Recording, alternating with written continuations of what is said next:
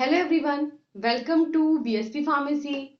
I am Nikita Gupta, and as we started our subject Cosmetic Science Unit 4th lecture number 3rd. जैसा कि हमने start किया था हमारा सब्जेक्ट कॉस्मेटिक साइंस और इसकी 4th यूनिट को हम डिस्कस कर रहे थे, जिसमें हम डिस्कस कर रहे थे इवैल्यूएशन किसका, कॉस्मेटिक सब्सटेंस का, कि किस तरीके से हम इन कॉस्मेटिक प्रोडक्ट्स को इवैल्यूएट कर सकते हैं। ठीक है, इसके अंदर हमने डिफरेंट मीटर जैसे कि सेबोमीटर, कॉर्नियोमीटर, TEWL मीटर, है ना, और स्किन कलर्स को डिस्कस कर लिया है। अब हम डिस्कस करेंगे इसके अंदर फर्दर पोर्शन में कैलोरीमीटर को। ठीक है, तो ये कैलोरीमीटर क्या होता है और किस तरीके से यहाँ पर यूज होता है कॉस्मेटिक्स के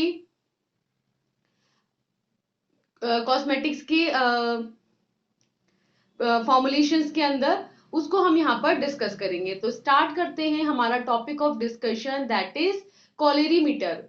कैलोरीमीटर क्या है, देखो कि as the name suggest it is used to evaluate the skin colour, melanin and erythema. कि जैसा कि नाम हमको सजेस्ट कर रहा है, ये जो कैलोरीमीटर होता है इसको यूज किया जाता है कलर को मेजर करने के लिए। कलर कहाँ का, स्किन के कलर को मेजर करने के लिए इसको इवेलुएट किया जाता है। और स्किन के कलर के लिए मेनली रिस्पॉन्सिबल पिगमेंट क्या होता है, आपका मेलेनिन होता है।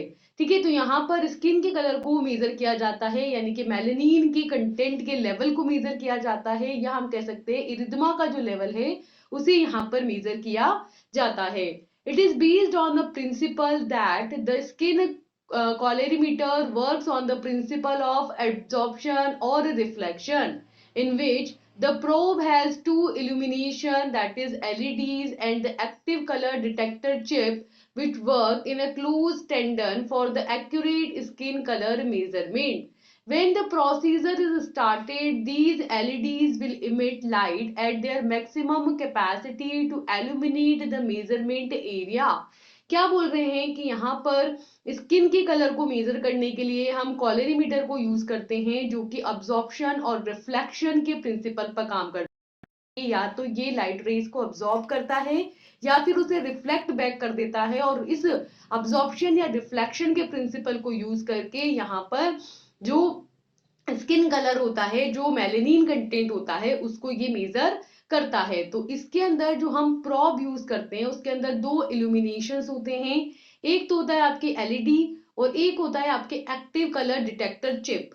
ठीक है, ये जो है आपके क्लोज टेंडन के अंदर वर्क करता है और क्या करता है, आपके एक्यूरेटली स्किन के कलर को मेजर करता है। तो यहाँ पर जब हम प्रोसीजर स्टार्ट करते हैं ना, तो इसके अंदर हमारी जो एलईडी होती है, ये एलईडी क्या करती है, लाइट रेज को इमिट करती है और अपने मैक्सिमम कैपेसिटी के अंदर इमिट करती है, ताकि उस पर्टिकुलर एरिया के अंदर इल्यूमिनेशन ये जनरेट कर सके, और इल्यूमिनेशन जनरेट करके, ठीक है, जो कलर होगा उसको आइडेंटिफाई कर सके। तो इस तरीके से कैलोरीमीटर आपके अब्जॉर्प्शन, लाइट रेज के अब्जॉर्प्शन और रिफ्लेक्शन के प्रिंसिपल पर बेस्ड होता है, जो कि स्किन कलर के मेजरमेंट के लिए यूज किया जाता है। ये यहाँ पे हम यूज करते हैं एलईडीज, जो कि मैक्सिमम कैपेसिटी के अंदर इल्यूमिनेशन प्रोड्यूस करती है।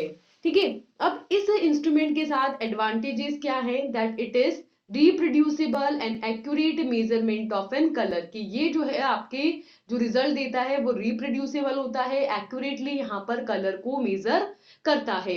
Also it has in quick measurement time. ठीक है, एक फटाफट बहुत ही एक मेजर टाइम के अंदर आपको रिजल्ट दे देता है। तो यहाँ पर टाइम आपके जो है वो कम लगता है मेजरमेंट के लिए, मेजरमेंट जो होता है वो एक्यूरेट होता है, and it is easy to handle, इसको हैंडल करना भी इजी होता है। फोर्थ है, it has an constant pressure for minimised effect on the skin surface. कि स्किन सरफेस पर यहाँ पर ये मिनिमाइज्ड इफेक्ट प्रोड्यूस करता है, और उसके लिए यहाँ पर एक कांस्टेंट प्रेशर ये अप्लाई करता है।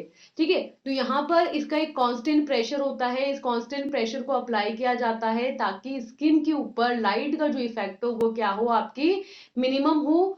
Then next is that it does not require a frequent, complicated and a time consuming calibration। कि इसको जब यूज करते हैं ना तो कैलिब्रेट करने की जरूरत नहीं है, एक बार कर दिया बस बात खत्म, बार बार रिकैलिब्रेट करने की आपको जरूरत नहीं है। इसको यूज करते टाइम आपको फ्रिक्वेंटली यानी बार बार जो कॉम्प्लिकेटेड कैलिब्रेशन प्रोसेस है वो करने की जरूरत नहीं है, और उसमें जिसमें टाइम भी लगता है, टाइम कंज्यूमिंग भी है कैलिब्रेशन, तो वो भी आपका टाइम सेव हो जाता है यहाँ पर।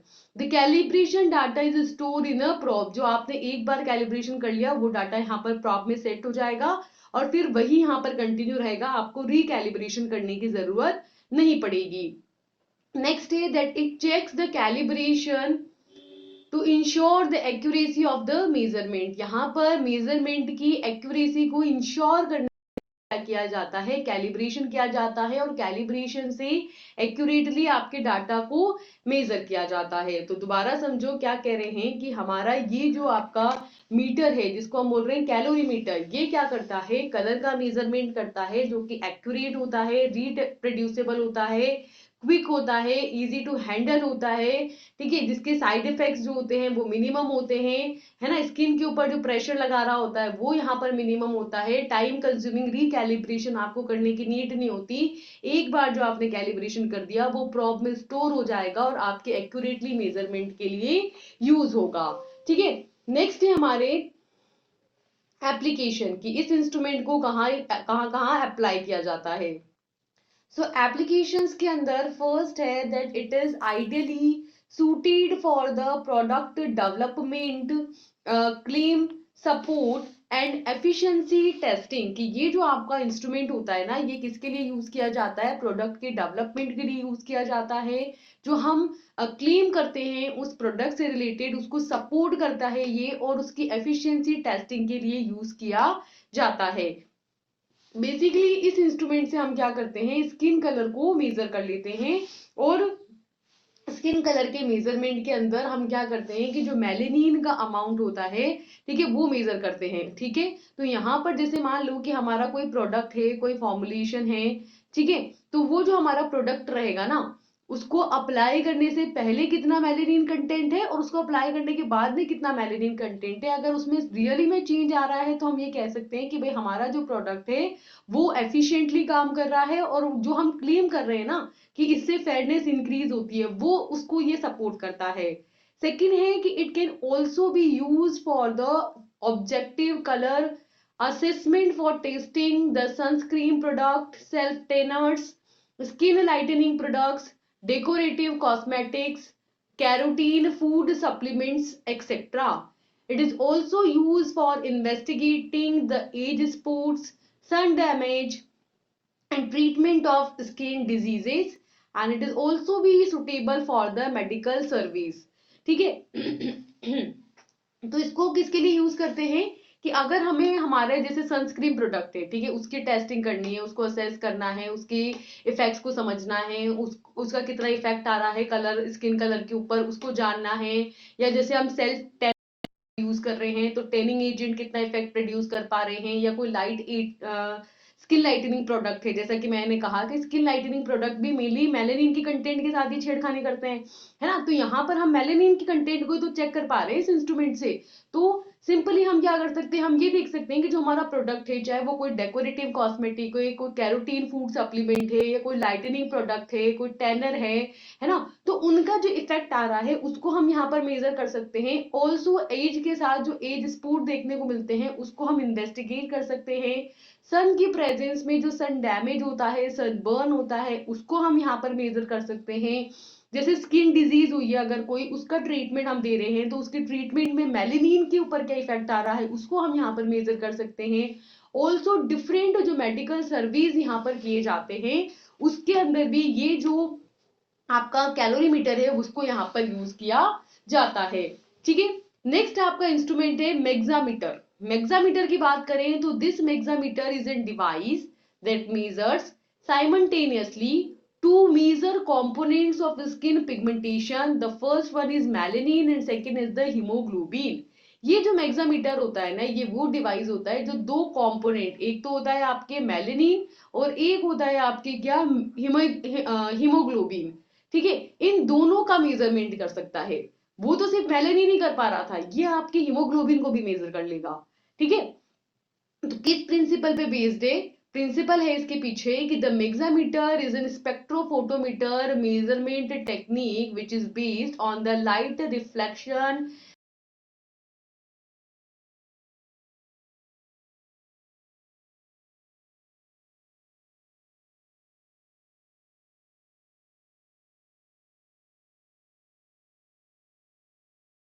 by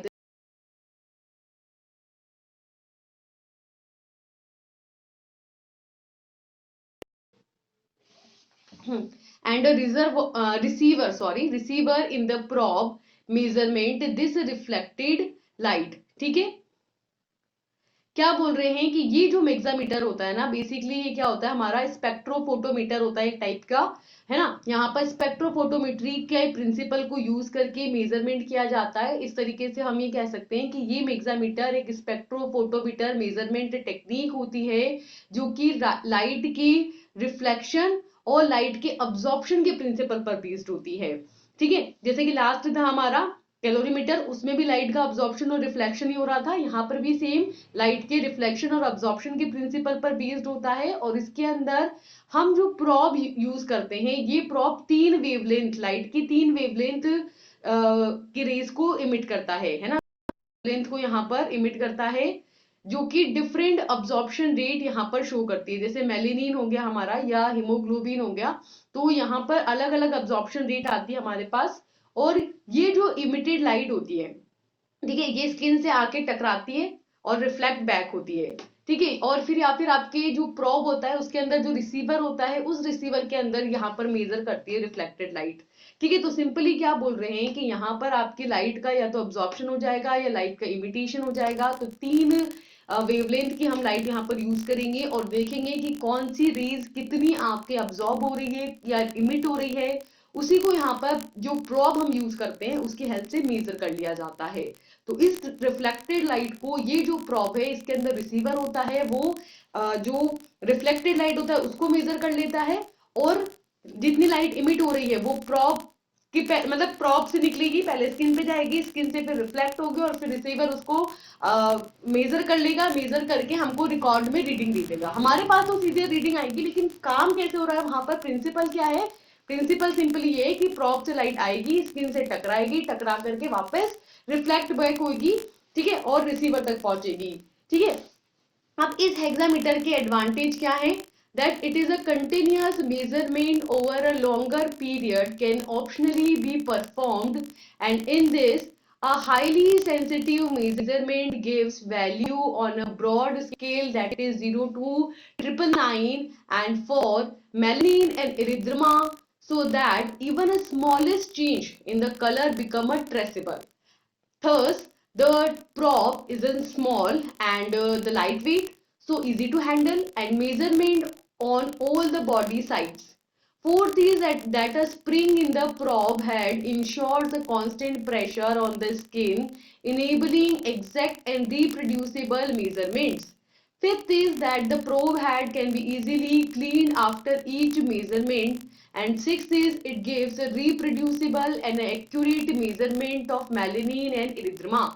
ठीक है, क्या बोल रहे हैं यहाँ पर, क्या एडवांटेज है इसके। पहला तो ये है कि भाई यहाँ पर हम एक लॉन्गर पीरियड ऑफ टाइम के लिए इसको कंटिन्यूसली यूज कर सकते हैं मेजरमेंट के लिए, मतलब लॉन्ग टाइम के लिए इसको परफॉर्म कर सकते हैं, है ना। तो हमारे लिए अच्छी बात ये होगी कि बहुत लंबे टाइम तक एक ही इंस्ट्रूमेंट से हमारा काम चल जाएगा।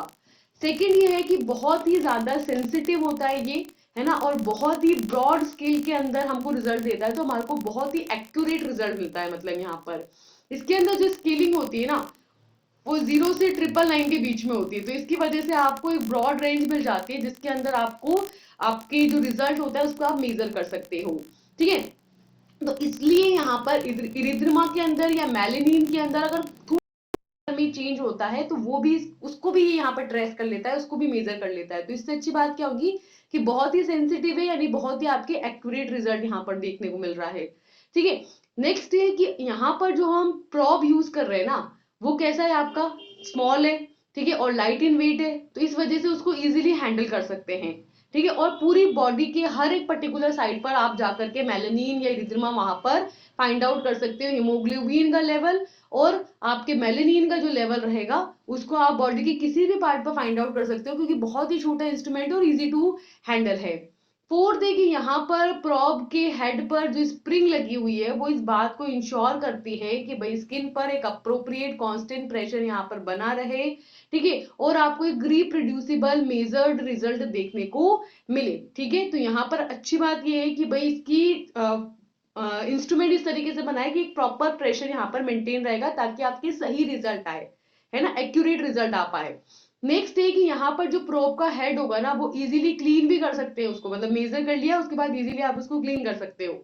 नेक्स्ट है कि यहाँ पर मेलेनिन का या इरिथ्रमा का जब हम मेजरमेंट करते हैं तो उसके अंदर ये आपको रिप्रोड्यूसेबल और एकदम एक्यूरेट रिजल्ट देता है, जो तो हमने ऑलरेडी मेंशन कर दिया कि वाइड रेंज के अंदर है तो एक्यूरेट रिजल्ट देता है, एक्यूरेट प्रेशर लगा रहा होता है और आप इजीली क्लीन करके एक्यूरेट मेजरमेंट भी यहाँ पर कर सकते हो। ठीक है, नेक्स्ट है इसके एप्लीकेशंस।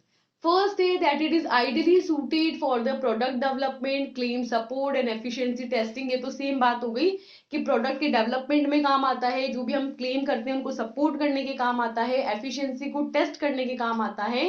एंड सेकेंड है कि it can also be use for objective cleaning assessment, allergy and paste testing. इसके अलावा इसको क्लिनिकल असेसमेंट जब हम कर रहे होते हैं प्रोडक्ट का, उसकी टेस्टिंग वगैरह कर रहे होते हैं, एलर्जीज को टेस्ट कर रहे होते हैं कि कई प्रोडक्ट जो भी कॉस्मेटिक हमारी फॉर्मुलेशन है उसकी वजह से कोई एलर्जिक रिएक्शन तो नहीं हो जाएगी, पेस्ट टेस्ट कर रहे होते हैं, उसके अंदर भी इसको यूज किया जाता है।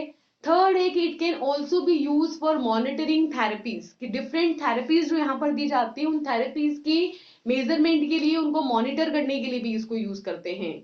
Fourth है that it helps in measurement of melanoma and scar tissues, कि इसको थेरेपीज की मेजरमेंट के लिए यूज करते हैं। मेलानोमा अगर प्रेजेंट है तो उसके मेजरमेंट के लिए यूज करते हैं, कोई टिश्यूज में स्कार हो गया है, कोई चोट लगी है तो उसके मेजरमेंट के लिए यूज करते हैं। Also it is suitable for the medical service, जो मेडिकल सर्विस किए जाते हैं उनमें यूज करते हैं। And it is also help in assessing the melanin and erythema in a range of research application, कि जब हम रिसर्च कर रहे होते हैं तब हमको जब मेलेनिन का या इरिथ्मा का कंटेंट को असेस करना होता है, उसको पता लगाना होता है, तो उसके अंदर भी ये हेल्प, काफी ज्यादा ये हेल्पफुल होता है इंस्ट्रूमेंट हमारे लिए। नेक्स्ट आता है hair tensile strength. Hair tensile strength का मतलब है हेयर की कितनी मजबूती है, कि पकड़ के खींचे तो टूटेगा नहीं, है ना, उसकी टेंसाइल स्ट्रेंथ कितनी है ये हमें मेजर करना है। ठीक है, so tensile strength of an hair is defined as an maximum stress that is force पर unit area that can a hair can withstand while being stretched और पुल्ड बिफोर ब्रेकिंग, है ना, कि भाई हम एक हेयर है उस पर कितना फोर्स यहाँ पर यूनिट एरिया में लगा सकते हैं, यानी कि कितना स्ट्रेस हम लगा सकते हैं जिसको एक हेयर यहाँ पर विदस्टैंड कर जाएगा, यानी कि उस तक टूटेगा नहीं, बिना ना तो स्ट्रेच होगा ना ही टूटेगा, तो उसके टूटने से पहले या स्ट्रेच होने से पहले कितना फोर्स होगा जिसको वो हैंडल कर सकता है, उसको बोलते हैं हेयर की टेंसाइल स्ट्रेंथ। और दूसरी चीज होती है इलास्टिसिटी। इलास्टिसिटी का क्या मतलब है? Elasticity is defined as a tendency of an solid material to return to their original shape after being deformed and these hair fibre has an elastic property. क्या बोल रहे हैं कि इलास्टिसिटी का मतलब है लचीलापन, यानी कि खिंचाव।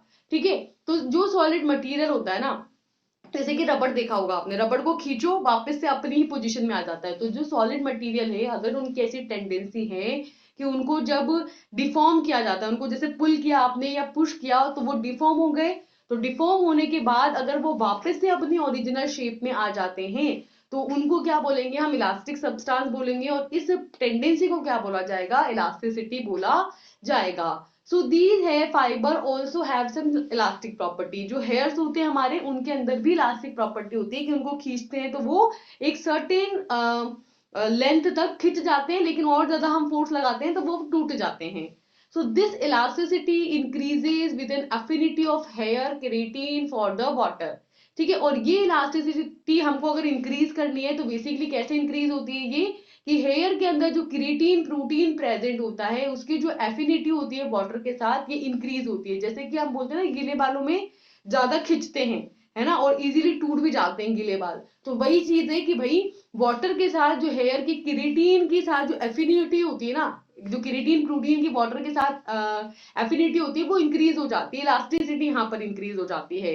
When dry the hair thread may stretch only 20 to 30% of its length and in contact with water they can stretch up to the 50%। अगर आपके बाल ड्राई हैं तो वो सिर्फ 20 से 30% ही स्ट्रेच हो सकते हैं, लेकिन अगर आपके बाल गीले हैं तो वो 50% तक स्ट्रेच हो सकते हैं। ठीक है, तो यही बोल रहे हैं कि हेयर्स के अंदर इलास्टिसिटी का कैरेक्टर पाया जाता है और स्पेशली जब वो वाटर के कांटेक्ट में होते हैं तो उनकी इलास्टिसिटी ज्यादा होती है। और इसी को हम यहाँ पर टेंसाइल स्ट्रेंथ में मेजर करते हैं कि कितना वो टूटने से पहले कितना उन पर फोर्स लगाया जाएगा, तब तक तो इलास्टिक बने रहेंगे और एक सर्टेन फोर्स के बाद वो ब्रेकआउट हो जाएंगे, वो टूट जाएंगे। तो वो फोर्स जो जितना वो स्टैंड कर सकते हैं, जिस पर वो नहीं टूटेंगे, उसको बोलते हैं उस हेयर की टेंसाइल स्ट्रेंथ। ठीक है, तो देखो यहाँ पर टेंसाइल स्ट्रेंथ को जो मेजर किया जाता है वो किस प्रिंसिपल पर बेस्ड है, तो ये इस प्रिंसिपल पर बेस्ड है that the tensile test is used to determine how material will behave under a tension load. In a simple tensile test, a sample is typically pulled to its breaking point to determine the ultimate tensile strength of the material, and the amount of force applied to the sample and the elongation of the sample is measured through the test. Hence, the material properties are often expressed in the terms of stress, that is force per unit area, and strain, that is percentage of change in the length. And to obtain the stress, the force measurement is divided by the sample's cross sectional area. ठीक है, तो क्या बोल रहे हैं यहाँ पर, simply ये बोला जा रहा है कि हमको क्या करना है, टेंसाइल स्ट्रेंथ को मेजर करना है। इसके लिए हम क्या करेंगे, इसके लिए हम ये देखेंगे कि जो हमारा मटेरियल है उस पर जब टेंसाइल स्ट्रेस अप्लाई किया जा रहा है, उस पर जब टेंशन अप्लाई किया जा रहा है, तो वो किस तरीके से बिहेव कर रहा है। तो सिंपली यहाँ पर टेंसाइल टेस्ट के जो मेजरमेंट होता है, इसके अंदर हम सैंपल को लेते हैं, सैंपल को हम पुल करते हैं, ठीक है, और पुल करके देखते हैं कि उसका ब्रेकिंग पॉइंट क्या है। तो उसके ब्रेकिंग पॉइंट तक इसको पुल किया जाता है ताकि ये आइडेंटिफाई किया जा सके कि मटेरियल की अल्टीमेट टेंसाइल स्ट्रेंथ कितनी है। ठीक है, इसके लिए हम क्या करते हैं, सैंपल के ऊपर एक फोर्स अप्लाई करते हैं, है ना, पर यूनिट एरिया के अंदर फोर्स अप्लाई करते हैं, यानी कि यहाँ पर स्ट्रेस अप्लाई किया जाता है और ये मेजर किया जाता है कि भाई जब हम इस पर इतना स्ट्रेस अप्लाई कर रहे हैं तो कितना इलोंगेशन हमको देखने को मिल रहा है, यानी कि डेल्टा एल, यानी कि डिफरेंस इन द लेंथ हमको यहाँ पर मेजर करते हैं कि लेंथ के अंदर कितना आपके डिफरेंस आ रहा है, उसको यहाँ पर मेजर किया जाता है।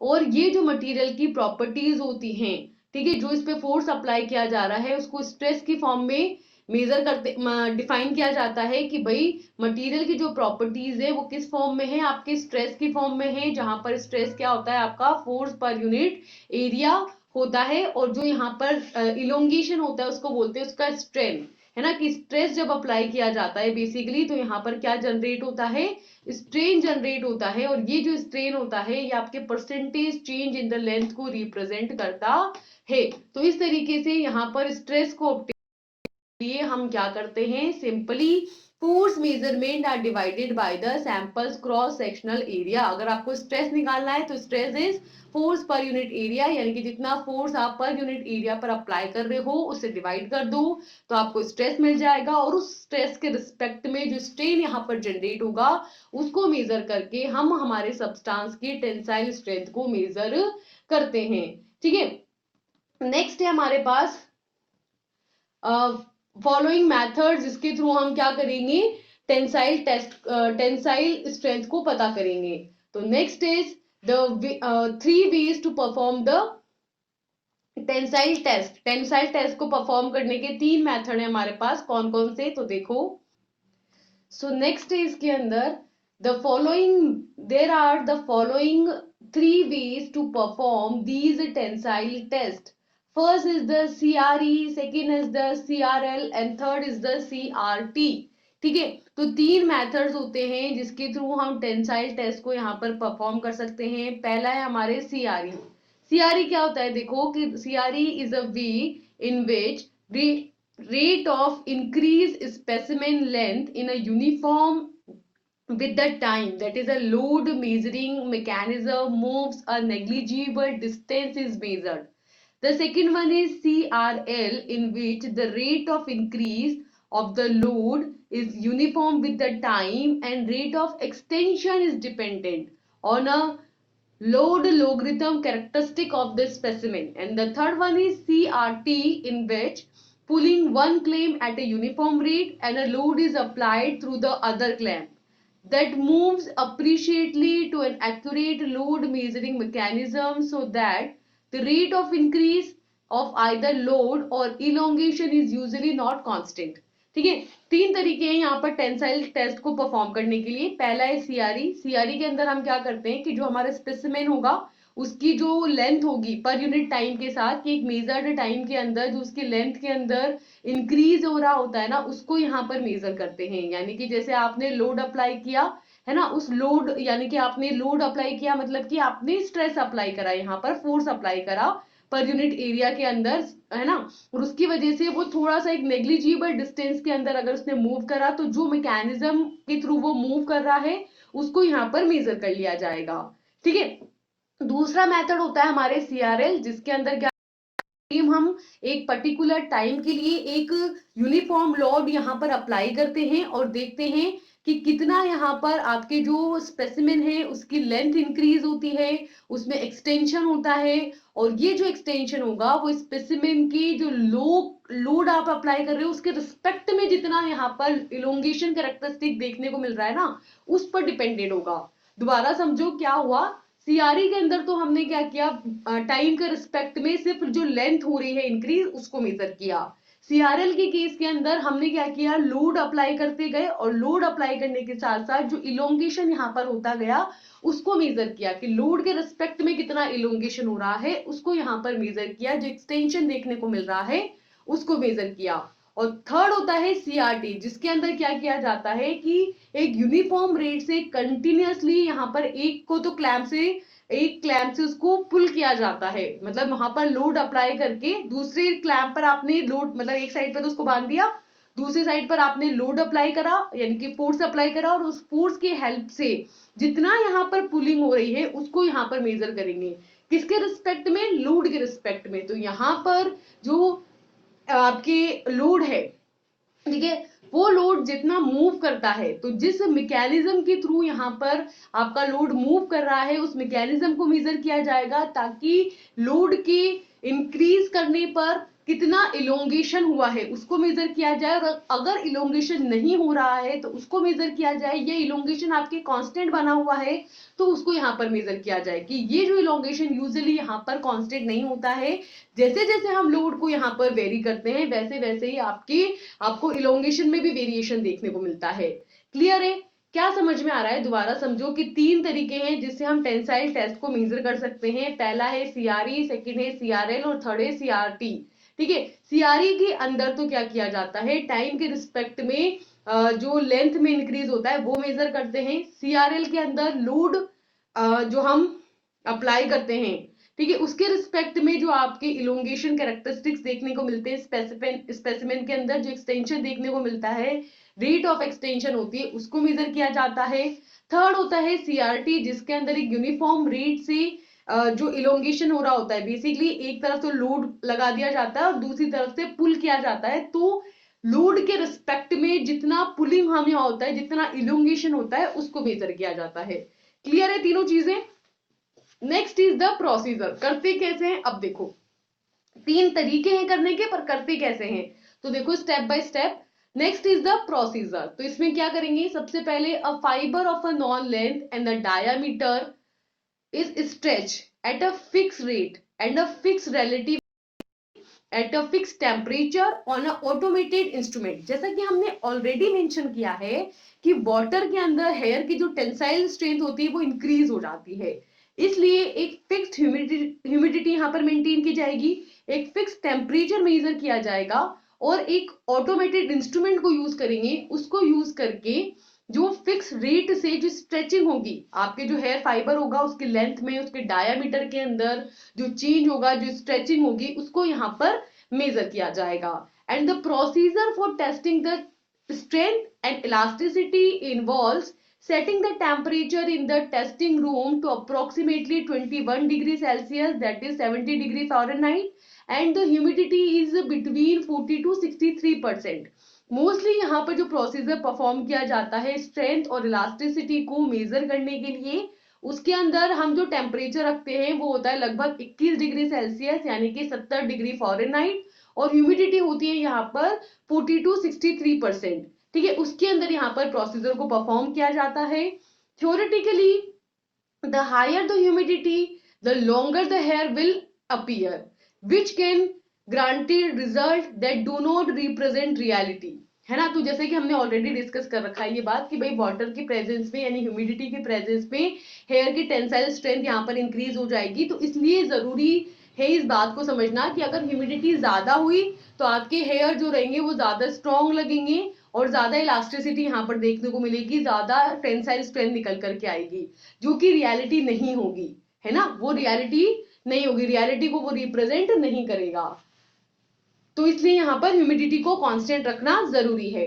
फोर्थ है that a length of hair will be mounted on a clamp that will zeroed which is using a software that is ensure that there is no tension or stake on the hair। इसके लिए हम hair को एक particular length को एक clamp पर हम क्या कर देंगे, माउंट कर देंगे, यानी कि बांध देंगे उसको, ठीक है, जहां पर वो उसको मार्क कर देंगे हम 0, ठीक है, और एक सॉफ्टवेयर को यूज करेंगे और वो सॉफ्टवेयर इस बात को इंश्योर करेगा कि यहाँ पर जब इसको सिंपली हमने क्लैम्प किया है उस टाइम पर कोई टेंशन नहीं होगा, कोई स्टेक नहीं होगा हेयर के ऊपर, ठीक है। फिर इससे हम अटैच करेंगे एक मोटर, ठीक है। The motor is attach to the tensile strength stand which moves the clamp apart at a very low speed. फिर हम इसके साथ एक मोटर से एक टेंसाइल स्ट्रेन स्टैंड होगा, ठीक है, उसको हम अटैच कर देंगे जो कि क्लैम्प से दूर की तरफ जा रहा होगा, बहुत ही स्लो स्पीड से वो अपोजिट साइड में मूव कर रहा होगा। While activating the motor, the software will activate simultaneously that will transform the information and analyze the number and plot it into a graph, ठीक है।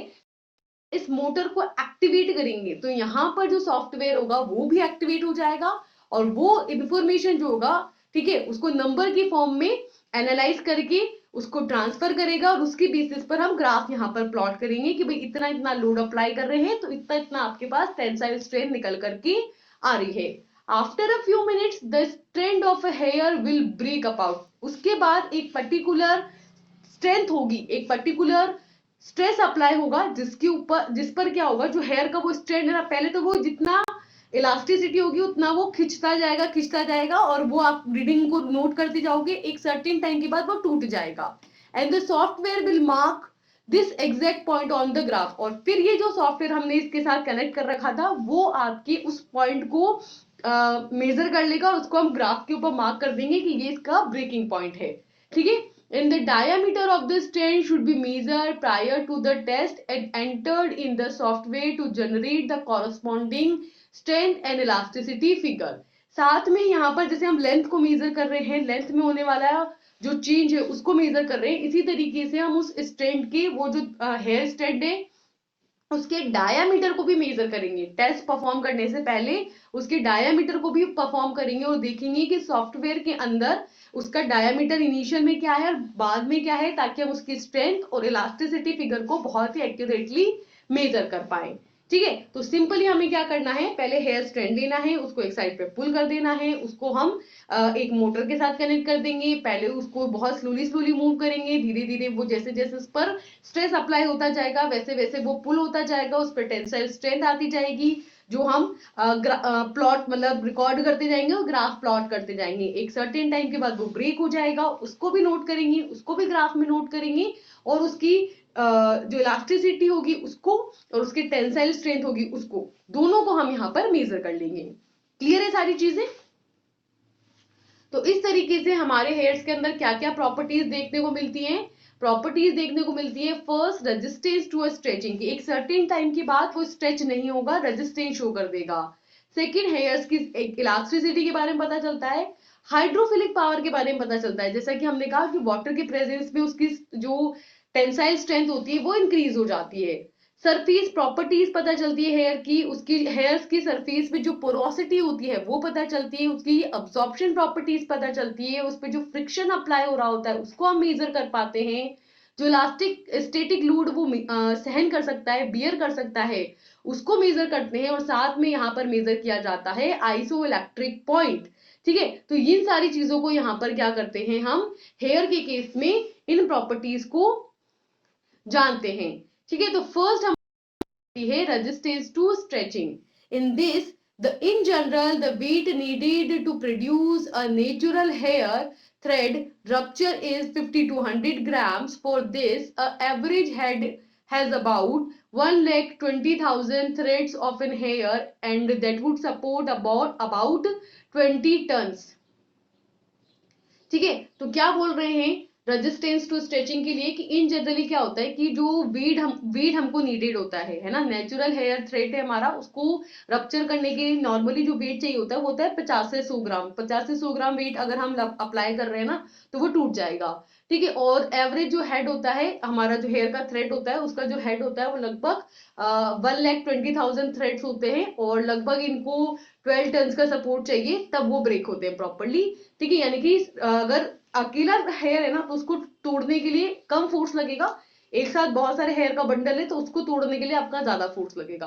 सिंपल सी बात है। तो यही बोल रहे हैं कि भाई सिंगल थ्रेड के लिए फोर्स नीडेड है 50 टू 100 ग्राम्स, और जो 1,20,000 थ्रेड्स है वहां पर हेयर की, उनके लिए हमको सपोर्ट चाहिए 12 टन का। देन सेकेंड है हेयर्स की elasticity, that these hair fiber has an elastic characteristic and it may undergoes moderate stretching, either wet or dry. These stretching is a hair attribution under action of a distal force, that is length, and the thread returns to the original status when this force stops acting. ठीक है, क्या बोल रहे हैं कि यहाँ पर जो आपका हेयर फाइबर होता है ना, उसकी टेंडेंसी होती है कि उसका नेचर है इलास्टिक, है ना, इलास्टिक कैरेक्टरिस्टिक्स होते हैं उसके अंदर। और जब ये वेट होता है, गीला होता है, या जब ये ड्राई होता है तो इसकी जो स्ट्रेचिंग प्रॉपर्टीज है वो डिफर कर जाती है, उसके अंदर आपको चेंजेस देखने को मिलते हैं। तो जैसे कि मान लो कि स्ट्रेचिंग है, अगर आपका कोई हेयर है, ठीक है, उसके अंदर स्ट्रेचिंग प्रॉपर्टी आप देख पा रहे हो, तो वहां पर क्या होता है कि एक पर्टिकुलर फोर्स अप्लाई करते हैं तो पर्टिकुलर लेंथ में वहां पर आपको स्ट्रेचिंग देखने को मिलती है। और इलास्टिसिटी का मतलब ये है कि जैसे ही वो फोर्स आप हटा लोगे तो वो वापस अपने ओरिजिनल स्टेटस के अंदर आ जाता है, कि आप फोर्स लगा रहे हो तब वो स्ट्रेच हो रहा है, आपने फोर्स हटा दिया तो वापस से वो अपने ओरिजिनल ओरिजिनल स्टेट के अंदर आ जाएगा। ठीक है, तो ये इसी प्रॉपर्टी को बोला जाता है इलास्टिसिटी, जो कि हेयर्स के अंदर देखने को मिलती है।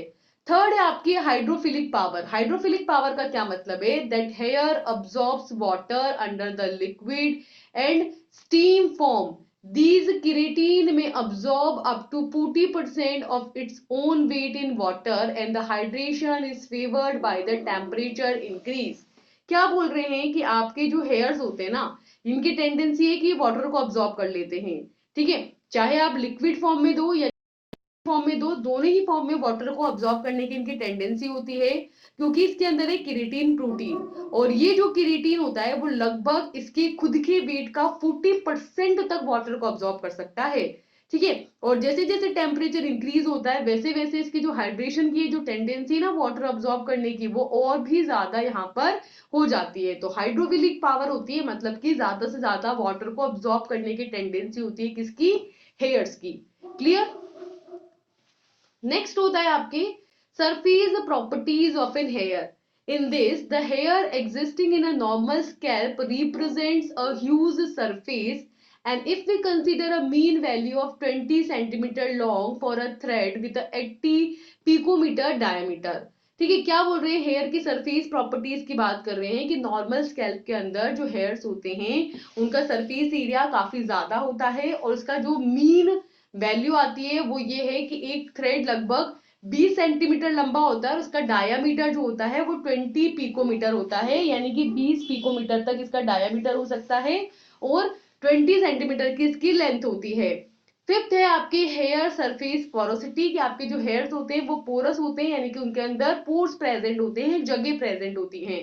ठीक है, so when the hair is porous then the chemical treatment as a drying और स्ट्रेंथनिंग अकर्स मोर रैपिडली। क्या बोल रहे हैं कि अगर आपके जो हेयर्स हैं वो पोरस है ना, सभी के नहीं होते, किसी में पोरोसिटी कम है किसी में पोरोसिटी ज्यादा है। तो अगर हेयर्स पोरस है तो वहां पर जब केमिकल ट्रीटमेंट कराया जाएगा, जैसे कि डाई करेंगे, डाई मतलब कलर अप्लाई करेंगे, है ना, तो वो जल्दी से हो जाएगा क्योंकि पोर्स में चले जाएंगे कलर, है ना। तो डाइंग कर रहे हो या स्ट्रेंथनिंग कर रहे हो, उनको एकदम स्ट्रेट बना रहे हो, एकदम सीधा सा बना रहे हो, तो वो इजीली हो जाएगा अगर पोर्स प्रेजेंट होंगे तो, है ना।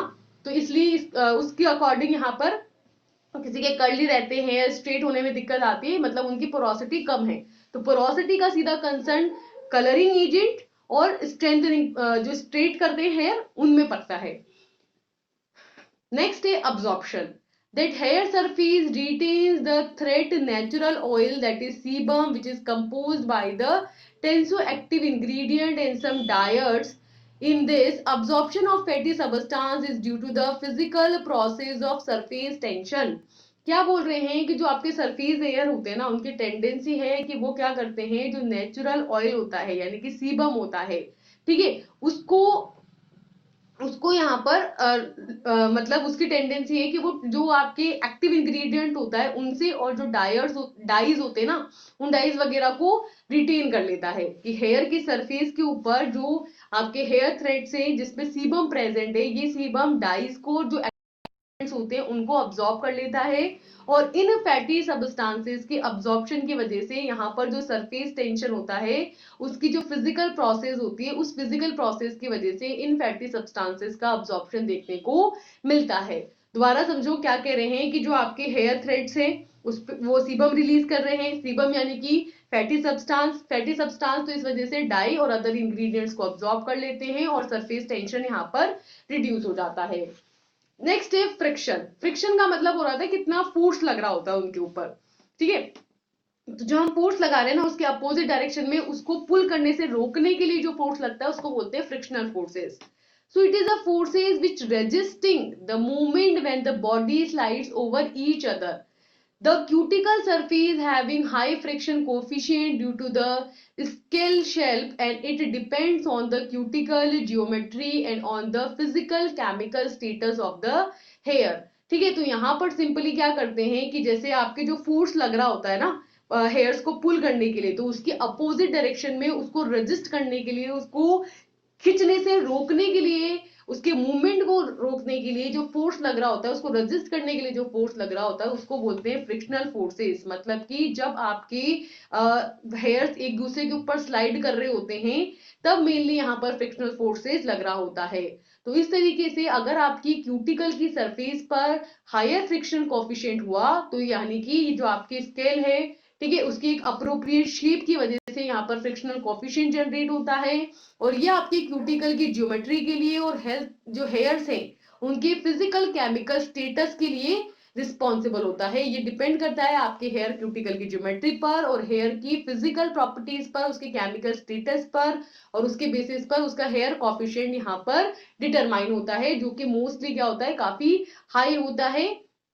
ठीक है, तो दोबारा से समझो क्या कह रहे हैं कि भाई जो आपकी क्यूटिकल की सरफेस होती है ना, वो एक दूसरे पर जब स्लाइड होती है तो फ्रिक्शनल फोर्सेस लग रहे होते हैं उसकी शेप की वजह से, उसकी ज्योमेट्री की वजह से, उसके स्टेटस की वजह से, और ये आपके लिए यहाँ पर फ्रिक्शन फोर्सेस जनरेट करते हैं। देन नेक्स्ट है आपके स्टैटिक लोड। स्टैटिक लोड का क्या मतलब है कि when a comb slide over a hair, जब हम कंघा करते हैं ना, मतलब बालों को कॉम्ब करते हैं, ठीक है, तो क्या होता है कि surface electric load is generated. ठीक है, तो यहाँ पर सरफेस इलेक्ट्रिक लोड जनरेट होता है by the both friction and high electric resistance of an hair. किसकी वजह से? फ्रिक्शन की वजह से, हेयर के हाई इलेक्ट्रिकल रेजिस्टेंस की वजह से, विच मेक्स हैंडलिंग डिफिकल्ट, जिसकी वजह से इनको हैंडल करना यहाँ पर डिफिकल्ट हो जाता है। तो क्या कह रहे हैं कि फ्रिक्शनल फोर्सेस की वजह से और हाई इलेक्ट्रिकल कांस्टेंट की वजह से यहाँ पर हाई इलेक्ट्रिकल लोड होता है, स्टैटिक लोड जनरेट होता है, जो कि हेयर्स की हैंडलिंग को डिफिकल्ट बनाता है। नेक्स्ट है isoelectric point. Isoelectric point क्या कह रहा है कि hair surface represents both the positive and negative electrical load while the cuticle having electronically neutral point which is equal to a neutral to a positive and negative load under the pH 3.8, which is the isoelectric point, and when the hair is left in a contact with the products whose pH value is over 3.8, then it becomes more negative.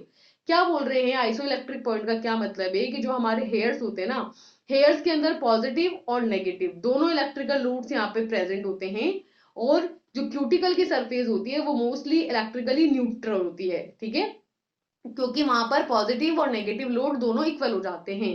ठीक है, और यहाँ पर pH जो होती है वो 3.8 होती है इस आइसो इलेक्ट्रिक पॉइंट पर। तो जब आपके हेयर ठीक है। यहाँ पर किसी प्रोडक्ट के कांटेक्ट में आते हैं जिनका पीएच वैल्यू 3.8 से ज्यादा होता है तो फिर ये नेगेटिव हो जाते हैं और एक पर्टिकुलर चार्ज यहाँ पर जनरेट करते हैं। सिंपल ये बोल रहे हैं कि पॉजिटिव नेगेटिव दोनों चार्जेस प्रेजेंट होते हैं इसलिए न्यूट्रल हो जाता है, लेकिन अगर आप पीएच चेंज कर दोगे 3.8 के अलावा तो फिर यहाँ पर चार्जेस जनरेट हो जाएंगे। ठीक है, तो ये सारी बातें हुई किसके रिलेट में, हेयर की प्रॉपर्टीज के बारे में। तो इस लेक्चर के अंदर हमने तीन मीटर्स को पढ़ा। एक तो था हमारे कैलोरी मीटर, एक था मेग्जामीटर और एक था हमारे हेयर्स की टेंसाइल प्रॉपर्टीज को हमने डिस्कस किया। हेयर की डिफरेंट जो प्रॉपर्टीज हैं, है ना, जो वाटर के रिस्पेक्ट में वो शो करता है, उसको हमने यहाँ पर डिस्कस किया। तो यहाँ पर ये लेक्चर तो होता है हमारा कंप्लीट। अब हम मिलेंगे नेक्स्ट लेक्चर के साथ कुछ नए टॉपिक्स के साथ। Till then thank you and all the best, bye bye.